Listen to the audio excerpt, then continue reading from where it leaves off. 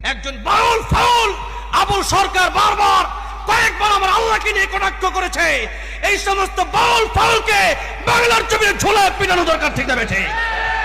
আর প্রশাসন যদি ব্যর্থ হন, জনগণের কাছে ছেড়ে দেন, পিটায় সোজা করে দেবো, ঠিক না বেঠে? আমরা আল্লাহর জন্যই বাঁচি, আল্লাহর জন্যই মরি, আল্লাহর জন্য জীবন দিতে আমরা আমাদের আশা ইচ্ছা, আল্লাহর জন্য জীবন দিতে পারলে আমরা খুশি, আমাদেরকে ভয় দেখায় লাভ না।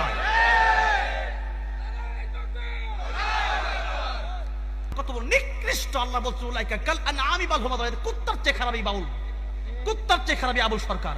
আল্লাহর কথা, উলাইকা কাল আনআম। আল্লাহ বলেন শুধু চতুষ্পদ জানোয়ারের মতো না, বাল হুম আযাল, এর চেয়ে খারাপ। কুত্তা আল্লাহ নাফরমানি করে তুই করস। আল্লাহর বিরুদ্ধে এমন কিছু কথা বলেছে, সে আল্লাহকে বলল মুনাফিক। জোরে করে নাউজুবিল্লাহ। আল্লাহকে এই কথা বললো, আল্লাহ যারা সৃষ্টি করলো সে আল্লাহর বিরুদ্ধে যায়। আল্লাহ কয় কাইফা তাকফুরুনা বিল্লাহ, কাইফ। আল্লাহ বলেন কাইফ, কিভাবে সম্ভব আমি আল্লাহর সাথে তোরা এইভাবে বিরোধিতা করস? কিভাবে সম্ভব?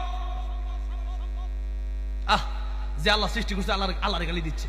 কয় আল্লাহ নাকি এক মুখে 3 কথা কয়, নাউজুবিল্লাহ। কোন আমি যেই কথাটা সে বলছে, এই বাউল, এই আবুল সরকার, এই কথাটা যদি আপনাদের সামনে বলাও পাপ, শোনাও পাপ মনে হয় আমার কাছে।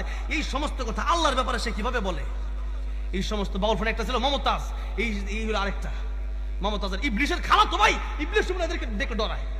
ইবলিশ তো আল্লাহর বিরুদ্ধে কথা কয় না, যে আল্লাহ মুনাফিক, এই সমস্ত কথা ইবলিশ কোনদিন কইছে? এই সমস্ত বাউল, এই আবুল সরকার বলছে। প্রশাসন এটা নিয়ে ছিনিমিনি খেলবেন না। 2 দিন পরে আমাদের সমাজের সমস্যা কি জানেন? এই সমস্ত আউল ফাউল গুলো আল্লাহর বিপক্ষে কথা বললা, এরপরে দেখে ইসলামের বিরুদ্ধে কাজ কইরা জেলে নেই, 3-4 দিন পরে ছেড়ে দেয়। আবার এদের পক্ষেও সুপারিশ করে আবার কিছু নামদারি মুসলমান স্পষ্ট মুনাফিকেরা, যারা এদের পক্ষে কথা বলে।